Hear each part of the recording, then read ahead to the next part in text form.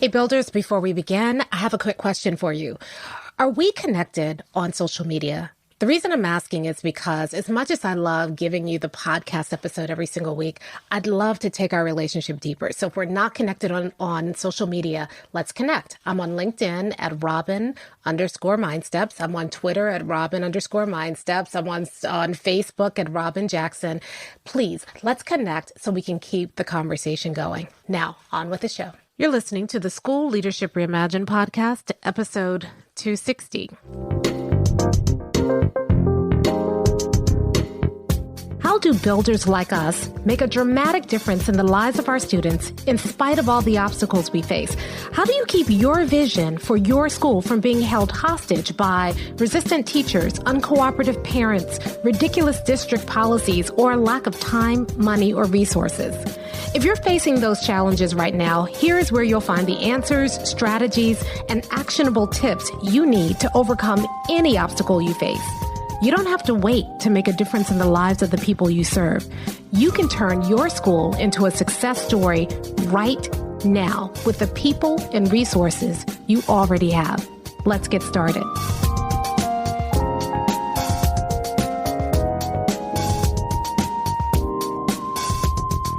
Hey builders, welcome to another episode of the School Leadership Reimagined podcast. I'm your host, Robyn Jackson, and today I want to talk about failure. We talk a lot about success on this podcast, and we don't talk enough about failure. Today, I want to share with you 5 ways you can guarantee that you will fail. 5 ways that you can guarantee that you will not hit your goals this school year or any school year. And my hope is that by sharing these 5 ways you can guarantee failure, that if you're truly interested in success, you'll know what to avoid. You'll start to recognize these things in your practice and remove them so that you can eliminate the possibility of failure. So let's get started with number 1. Number 1 is to try something new every single year. In fact, switch directions, not just every single year, but multiple times within the year. Don't stick with anything. If you do that, you can guarantee failure, and here's why. When you keep switching from one thing to the next, when you try this one over here, then give that up halfway through and try this other thing over here, you'll guarantee that as an organization, you never get good at anything. You will be constantly switching back and forth between methodologies. As soon as people start to get comfortable with one thing, you switch up to something else. So you create this overriding sense of chaos. And soon you create a sense of desperation because you're constantly looking for the next shiny object. You're constantly looking for the next thing.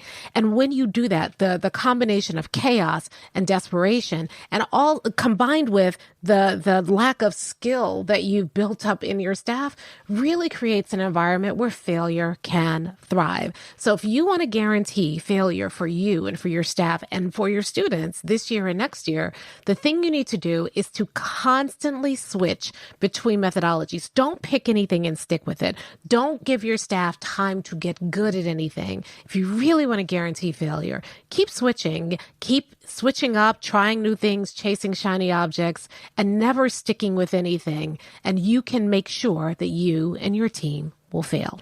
All right. Number 2 is to make everything a priority. Everything that comes up, you immediately treat it like it's a priority. You don't actually prioritize anything. Just deal with stuff as it comes. React on a day-to-day basis. Because when you make everything a priority, then nothing is truly important. And you create this sense of panic in your school, right? So everything that crops up, you treat it like it's a priority. You're constantly bouncing back and forth between one crisis and the next crisis. So you wear yourself out, you wear your staff out, and you never focus on what's really important. If you make everything a priority, nothing is a priority. And every single day, you're constantly putting out fires and running back and forth. And if everything gets your attention, then the important stuff doesn't get your attention. Now, if you really want to throw gasoline on that, don't just make everything a priority. I want you to to try to solve all of your problems at the same time. That will really guarantee failure because you're splitting your attention amongst all the different problems, the ones that are truly important and the ones that are not important. And when you split your attention among all the problems that you have, no one problem gets your full attention. So every day when you go home from work, because everything is a priority, you feel this weight. Do you know what I'm talking about? You feel a weight on you. You can't leave work at work. You have all of these things that are going unsolved because you didn't focus on one thing. You tried to focus on everything. And you're running around like a chicken with its head cut off because everything is a priority. If you do that, you can guarantee that you never ever solve any problems. You can guarantee that you will constantly feel stressed out and overwhelmed because you just have this stack of unsolved problems and unmade decisions because you don't have time to focus on any one thing. You will constantly complain about not having enough time in the day to do everything. You will constantly feel behind because you've made everything a priority. If you want to guarantee failure, do that. Make everything important. Okay, number 3, the third way to guarantee failure is to blame people. When you blame people, you are held hostage by their lack of will or their lack of skill, which means that you can't move forward unless they move forward. And if you really, really, really want to guarantee failure, don't just blame people. Take it personally. So when people resist you or when people don't do what they're supposed to do, don't look at the systems that have created that. Don't look at the culture. Don't focus on those things. Instead, focus on the people and take it personally. Treat it as if these people get up every single day with one goal in mind, which is to make you and your life miserable. If you do that, you will stay so stuck focusing on the people in front of you and waiting for them to get started before you move anywhere that you will never go anywhere. But you'll have the comfort of saying, it's not my fault that we're not succeeding. It's their fault.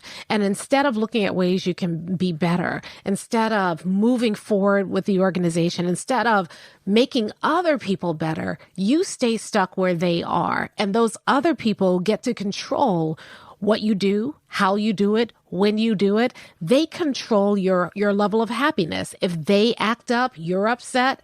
And so you stay stuck, focused on people instead of focused on your vision, mission, and core values, and you never move anywhere. You will guarantee your failure if you do that. Number 4, I want you to focus on things that you cannot control. Right? So instead of looking at all the things that are within your control and focusing on that, I want you to perseverate on things that are outside of your control, things that keep you stuck, but you can't do anything about it. If you really want to guarantee failure, focus on district policies that you don't have power to change. Focus on the students' home lives that you don't have power to change. Focus on the budget that you don't have the power to change. Focus on all the things you can't control, and stay. That will guarantee that you stay stuck because since you can't control them, there's nothing you can do about it. And what will happen is, yes, you will fail, but you will also have the comfort of knowing that it's not your fault that you're failing because you can't control so much. But more importantly, when you focus on things that you can't control, you will stay frustrated. You will feel more and more helpless. And the more helpless you feel, the less empowered you'll feel to actually change students' lives. You focus on things you can't control, I guarantee you will fail. Now, number 5, start tomorrow. If you want to guarantee failure, don't start changing today. Start tomorrow. Don't worry about what you can do today that will make tomorrow better. Just keep putting it off. Do more research, read more articles, take more courses that you never implement. Collect a lot of information and then don't do anything with it today. Wait until circumstances are absolutely perfect. You don't want to get started right now and start making a difference right now. That's going to take you to success. If you want to guarantee failure, wait. just wait till tomorrow. You wait until you have more information. Wait until you get this thing straight before you get started. Don't start changing your situation today. Live with it just a little bit longer. Be just a little bit more miserable before you get started. And then you don't have to start today. Start tomorrow. If you continually do that, you'll never get started, and that will guarantee failure. Now, what if you don't want to fail? What if you actually want to succeed? Well, if you do that, you just take those 5 things that will guarantee failure. Start something new every single year. Make everything a priority. Blame people. Focus on things that you can't control. And start tomorrow, and you turn it on its head. So what that means is that instead of starting off every year trying something new and chasing a lot of shiny objects, if you want to guarantee success, you will stick with something. I always say that an imperfect plan done consistently will beat a perfect plan not started or done inconsistently every single time. So instead of starting something new every single year, you pick something that works and you just stick with it. You allow your staff to build proficiency and then ultimately mastery around those things. Yes, you tweak it. Yes, you get better, but you don't just scrap the program and say, okay, that didn't work. We're going to start this new thing every single year. I can tell you from experience that I have done it both ways. I have chased the shiny objects and said, this isn't working or not working fast enough. I need to do this thing over here, looking for something. And then over time, I've realized that the only thing that works is to do something consistently. And the moment we did that, the moment that we stopped chasing new things and just focused on doing something consistently, we saw tremendous progress. So most of us are so impatient. Most of us are saying, if I can't get instant results, then it must not work. When in reality, a lot of times things take time to work and you have to be consistent. You have to get better at it. You have to give your staff a chance to get better at it. And when you do that, you'll guarantee success. Now, the second thing is that instead of making everything a priority, that guarantees failure, you prioritize. You actually focus on what's important. Now, if you've been a builder for a while, the builders do one thing at a time. And then we use micro slicing to figure out what is the one thing we should be working on at this particular time. Those of you in BU, we have the builder's blueprint. We're really focused on just prioritizing the work. I know it all feels urgent right now, but just because it all feels urgent doesn't mean that it is. What is your priority? And that's why it's really important to have a vision, a mission, and a set of core values, because anything that's outside of that may feel urgent, but it's not right now. What's really urgent, what's really important is your vision, your mission, your core values. And those help you prioritize your work so that you can focus on solving the right problem at the right time, eliminating that problem so it doesn't crop up again. And when you do that, a whole bunch of other stuff gets solved as well if you figure out what the right problem is. What we do is we've not been taught how to prioritize our work. We make everything important. So of course we're overwhelmed because we're trying to solve it all at the same time. Builders have a discipline and a laser focus that says, you know what? This is the most important thing right now. I solve this, a lot of the other stuff goes away. I fix this, it gets us closer to our goal. This is the big obstacle that's in our way right now that if we remove it, it opens everything up. And that's how builders are able to make such significant progress.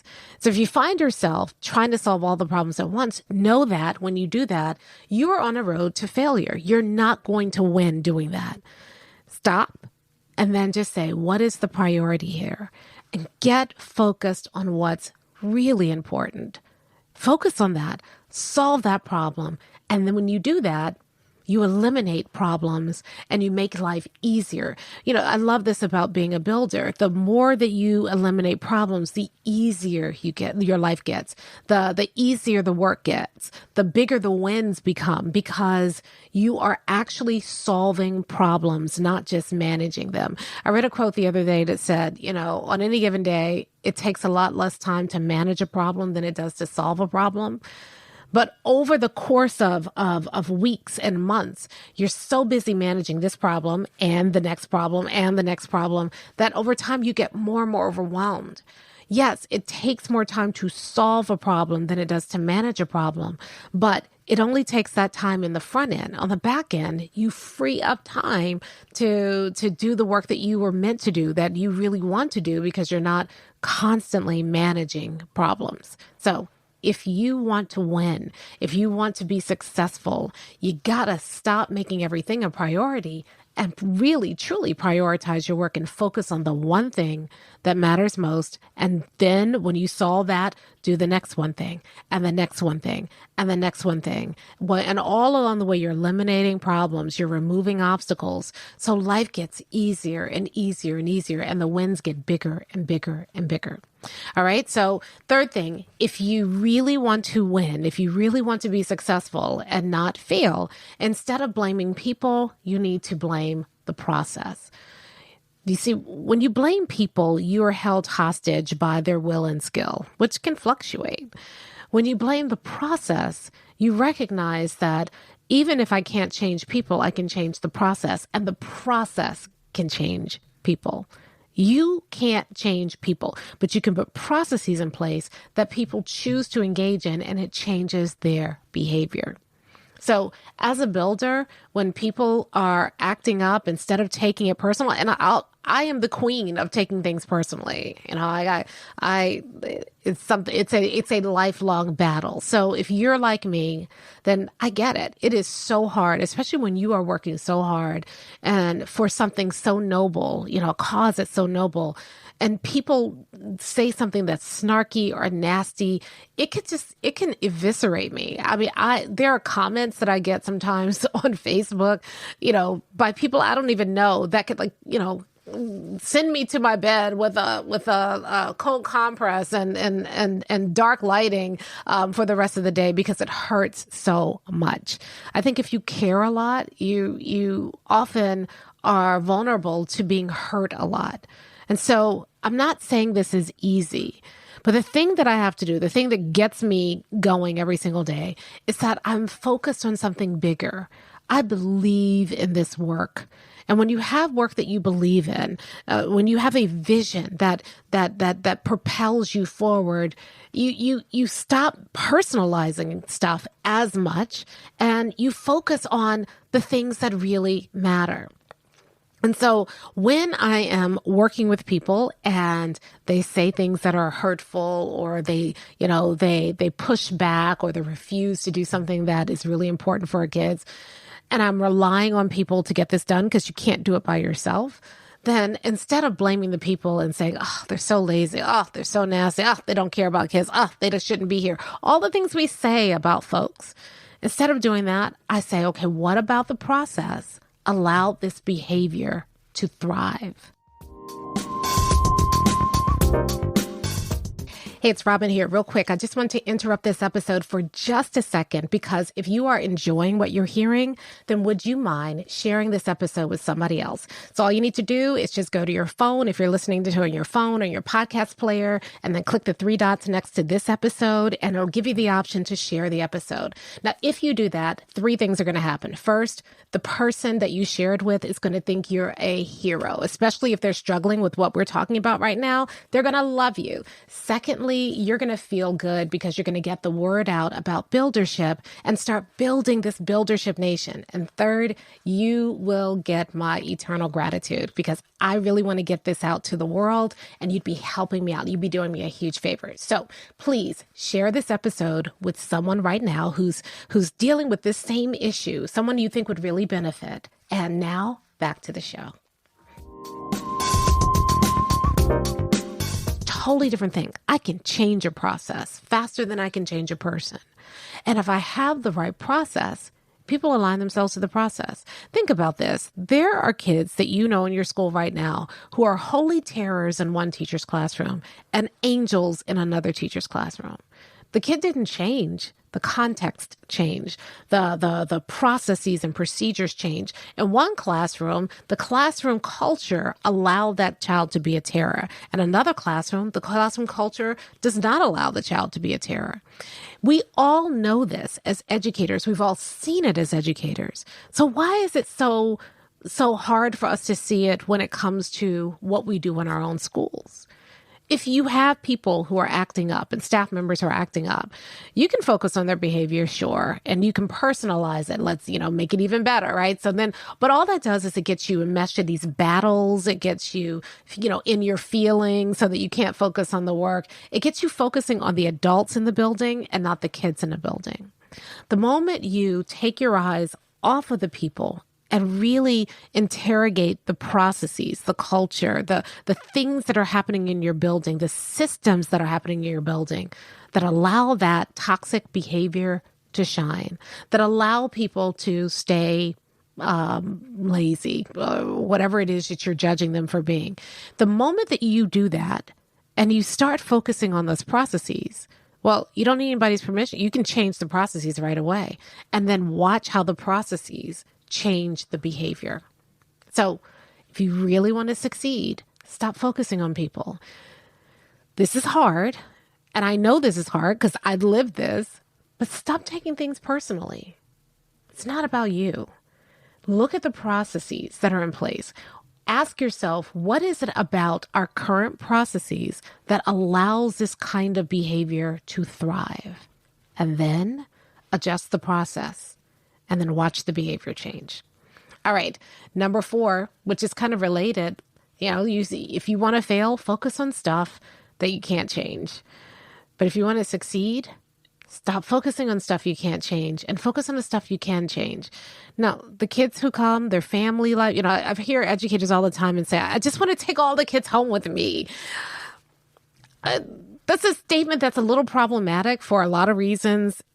It's a hair judgmental. We're not going to talk about that right now. But, the sentiment, which is that there are things that are happening at home that are impacting how the children show up for school every single day. If you focus on what's happening at home, which you can't control, you're going to stay stuck. But if you start focusing on what you can control, then you have agency that you didn't have before, and you can actually make a difference. I will never forget the first time I learned this. I was a high school English teacher, and my kids were coming from all kinds of backgrounds, and my vision for my kids was that my mission for the work that I was doing, my vision was that I didn't want anybody failing, no failures, everybody 80% or above. But my mission was that I wanted to make college an option for every kid. I don't believe that every kid should go to college. But what I saw with my kids was that college wasn't even an option for them. They didn't have the choice. And I felt like it was really important for kids to have a legitimate choice. Some of my kids were choosing not to go to college. Well, they weren't even choosing. Some of my kids were not going to college because it wasn't even an option for them. And I felt like if you don't have a legitimate choice, then it robs kids of their future. So that was my big thing. Well, then my first frustration was a lot of my kids, I was competing against the mentality at home, right? And at home, college, they didn't even want college to be an option in a lot of cases. They just accepted that it wasn't an option and they were steering kids in other direction. I remember I had a student and I thought she could really thrive in college. She could be really great. But her mom was telling her, be a massage therapist. That's a good job. You can get a lot of, you can make great money with it. And she wasn't even encouraging her to go. And it wasn't a financial issue. It was just like people like us don't go to college. And college felt like a luxury rather than just getting a job, learning a skill, and getting out and immediately making money. And so I remember that frustration with my students. And I remember the frustration I had with the parents who were giving students contradictory messaging for me. I was starting to tell kids, college is an option for you. And you have a choice. And you need to make a choice that's right for you, but you need to consider all of your options. And the parents were saying, nope, you don't have a choice. This is the life people like us live. This is all we have. And do that. That is a dream. That's a life for some other people, not for us. And I remember just getting so frustrated with the families and saying, what can I do? And then I realized I can't change the messaging that they're getting at home. I can reach out to families, but a lot of them were not coming to the school. They weren't reading emails. They were, I'm not going to change that. This is what I can control. I can control the experiences my kids get in my school, in my classroom. And that's what I worked on. And that's what I focused on. So I started thinking about, what can I do to make college an option? Not just an option in terms of a financial option or an option in terms of their grades, but an option in terms of their thinking. And that's what I focused. I focused on what we could do in school. I started building college-going characteristics. There was some really interesting research that was done, a while ago now, but that looked at non-cognitive factors that really contributed to college success. And I started trying to figure out, okay, these are the non-cognitive factors. How do I create experiences that help the students develop those? Because those non-cognitive factors, not grades, not academic achievements, but really the thought processes, ways of thinking, experiences that made kids more likely to be successful in college. If the families were not going to necessarily cultivate that, and I had to stop judging families for that. But once I stopped judging families for that and said, okay, I can't control that, but here's what I can control, and started cultivating that in their experience for the 45 minutes I had the kids in school every single day. That's what changed things for the kids. And it was so empowering to me because instead of looking at all the options that I didn't have, I started seeing all the options I did have. We do this all the time in BU. People come to office hours and they are frustrated because they don't see any options. They can't see other options right now. And when we get them to stop focusing on what they can't control and we start talking about all the things that are within their control, people leave those conversations every single time feeling so empowered. If you want to guarantee failure, stay stuck on the stuff you can't control, right? If you want to really guarantee success, focus on the stuff you can control because there's so much more within your control than you even realize.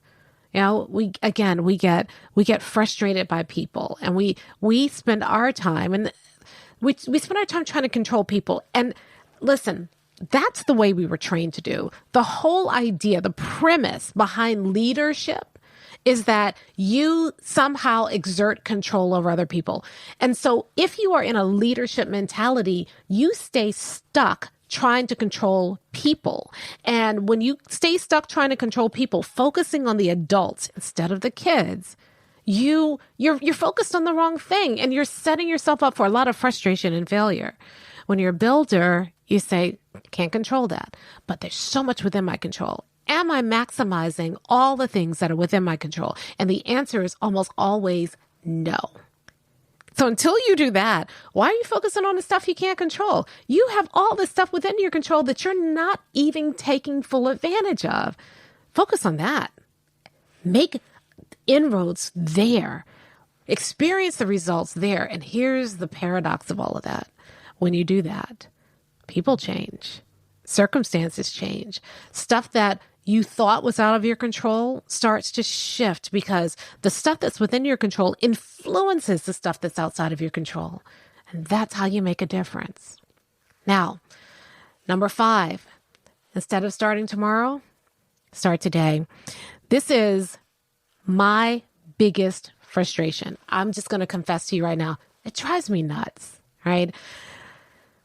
The times that I've talked to people who say, I want to be a builder, but first I got to do this other thing. Or I want to be a builder, but I got to get through this first. The number of times that I talk to people who know this is the right path for them, know that this is the difference they can make, but they want to start tomorrow. The longer you wait, the longer you wallow. I just made that up. I should tweet that. The longer you wait, the longer you wallow. What happens is if your circumstances are tough, if you're overwhelmed, overworked, busy, trying to get all this stuff done, then that's exactly why you need to become a builder, because the way that you're doing it is not working for you.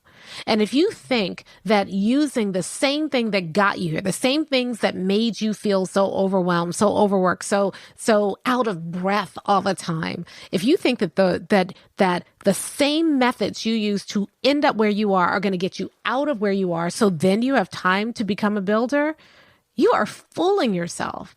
You're never going to find more time if you can't find it right now. You are never going to get through this and not feel so overwhelmed, because the reason that you don't have time, the reason that you're feeling overwhelmed is because of what you're doing. It's time to do something different. The only way you get out of that is you've got to do something different.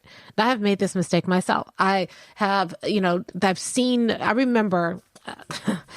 this is embarrassing, okay? But I remember that I was feeling overwhelmed and just spiraling. Nothing I was doing was working, and I was frustrated. And there was a woman who I had been, kind of reading her work for a while.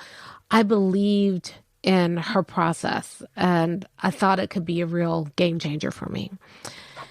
And so I reached out to her. And then we set up a time to talk, to get some help, to get some mentoring. And I did not show up for the call. I didn't mean to. Listen, I had it on my calendar. I was excited to talk to her, but when the time came to show up, I don't know. I to this day, I don't know what happened. And so I apologized when I realized my mistake. I, set up another time to call. I put on my calendar. I set alarms. I did all the things. And this is the embarrassing part. The second time I didn't show up either. Something happened. I don't even know. I can't even explain to you what happened. Now, here's what I think happened.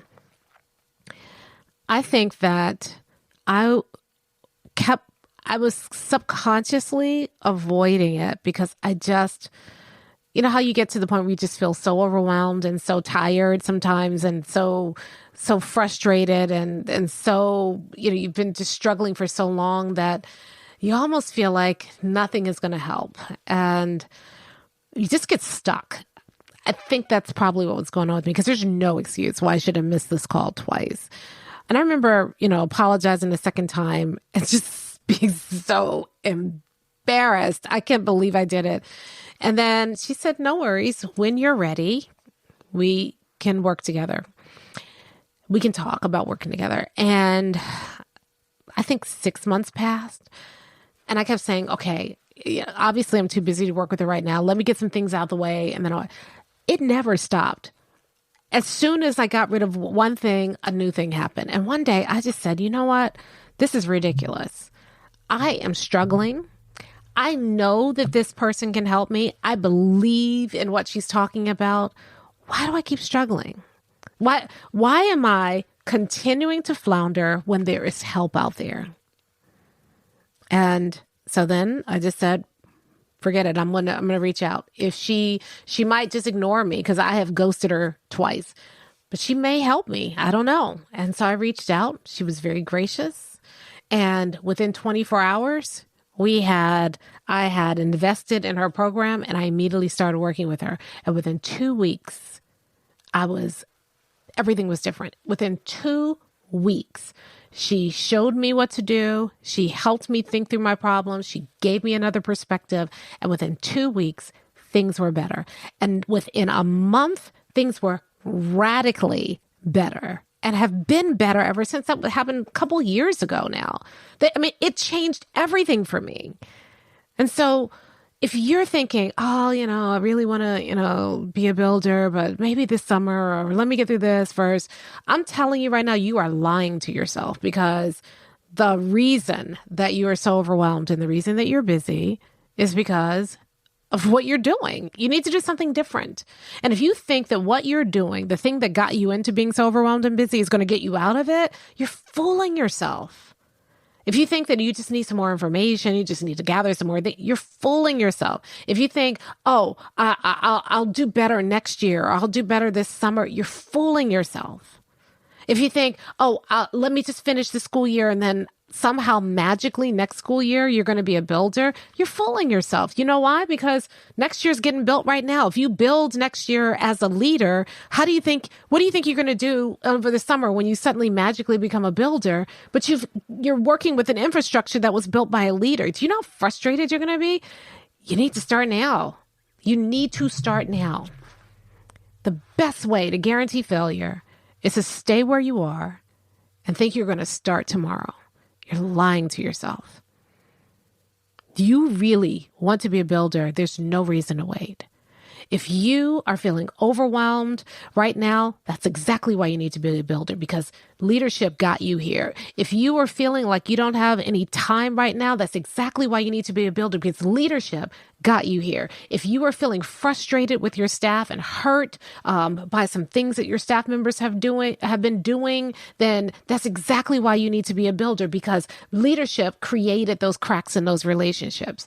If you are feeling like, I don't know what to do, I'm just burned out, overwhelmed, just need to get through this year, that's exactly why you need to be a builder, because leadership created that. You can't fix the problem with what created it. You need something else.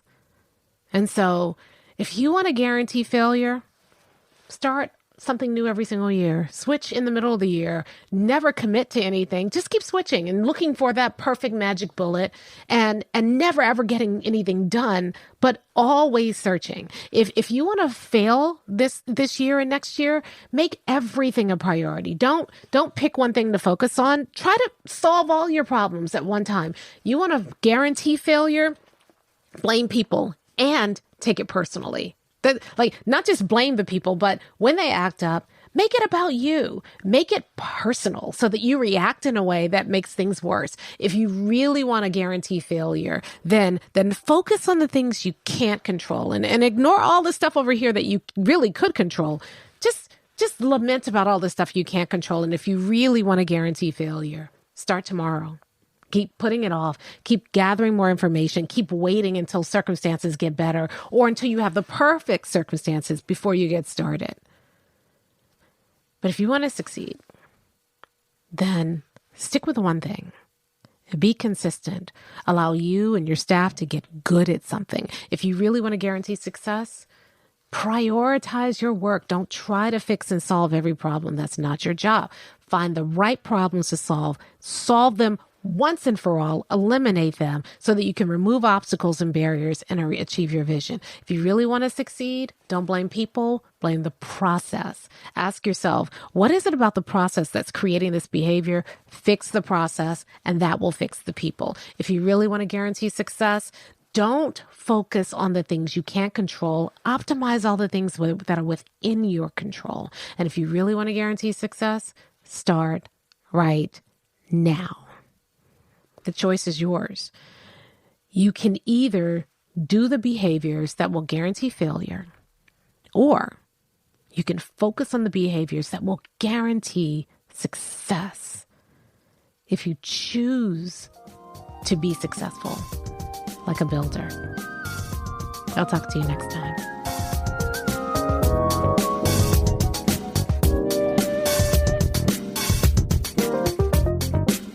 Hey, if you're ready to get started being a builder right away, then I want to invite you to join us at Buildership University. It's our exclusive online community for builders just like you, where you'll be able to get the exact training that you need to turn your school into a success story right now with the people and resources you already have.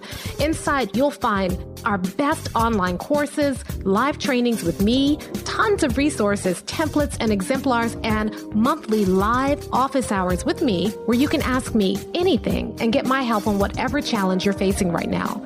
If you're tired of hitting obstacle after obstacle and you're sick of tiny little incremental gains each year, if you're ready to make a dramatic difference in your school right now, then you need to join Buildership University. Just go to buildershipuniversity.com and get started writing your school success story today. Hey, it's Robyn here, and I want to thank you for listening to today's episode. Now, if you have a question about today's episode, or you just want to keep the conversation going, did you know that we had a School Leadership Reimagined Facebook group? All you need to do is go to Facebook, join the School Leadership Reimagined Facebook group. Now, there are going to be a couple of questions that we ask at the beginning because we want to protect this group and make sure that we don't have any trolls come in, and that it really is for people who are principals, assistant principals, district administrators. So make sure you answer those questions or you won't get in. But then we can keep the conversation going. Plus, we do a lot of great bonus content. I'm in there every single weekday. So if you have a question or comment about the episode, let's continue the conversation. Join us at the School Leadership Reimagined Facebook group. And I'll talk to you next time.